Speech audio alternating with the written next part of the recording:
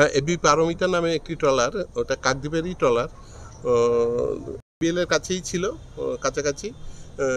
তো বাংলাদেশের নেভি ওদের দেখতে পায়, বাংলাদেশ জলসীমাতেই ওদের দেখতে পায়, তাই ওদেরকে আটক করে এবং প্রায় ওতে 14 জন মতো ক্রু ছিল, 14 জন ক্রু সমেত ওদেরকে নিয়ে জলেই ছিল, যেহেতু ট্রলারটা খারাপ হয়েছে তাই ছিল। কিন্তু আজকে শোনা যাচ্ছে ওটাকে নিয়ে মংলা পোর্টে নিয়ে গিয়েছে।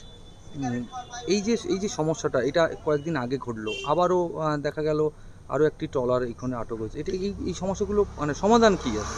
হ্যাঁ, এগুলো আমরা ইউনিয়ন থেকে বারংবার মিটিং করেছি, অফিসিয়ালদের সঙ্গেও মিটিং করেছি, কোস্টগার্ড, ফেজারগঞ্জ, কিছুদিন আগেই 3-4 দিন আগেই মিটিং হয়েছে ওনাদের সাথে, যে এগুলোকে আমরা সমাধান করব এবং খুব সমস্ত যে মালিক টালিক রয়েছে তাদের সবার সাথেই আমাদের ওদের সঙ্গে কথা হয়েছে যে এইগুলোকে আমাদেরকে আইএমবিএলের কাছ থেকে যথেষ্ট দূরে থাকতে হবে, যাতে বাংলাদেশের কোস্টগার্ড না নিয়ে যেতে পারে বা কোনো রকম এইসব, কারণ এখন বাংলাদেশের সঙ্গে সম্পর্কটা যথেষ্টই খারাপ আছে। তো এই সময় এগুলো আর করা চলবে না। কিন্তু আর ইসরো থেকে যে আমাদের যে যন্ত্রটা দিয়েছে, আমরা আশা করছি যে ইসরো থেকে যে যন্ত্রগুলো দিয়েছে সমস্ত ট্রলারে বসে গেলে তো খুবই ভালো হবে, এবং সেই যন্ত্রটার করলেই আমরা ট্রলারগুলোকে মনিটরিং করতে পারবো এবং সহজেই ওদের আইডেন্টিফাই করতে পারা যাবে এবং গভর্নমেন্টও এটা মনিটরিং করতে পারবে। এটা আমি চাইবো, আমাদের ইউনিয়নের পক্ষ থেকেও চাইবো যে সমস্ত বোটগুলোতে খুব তাড়াতাড়ি,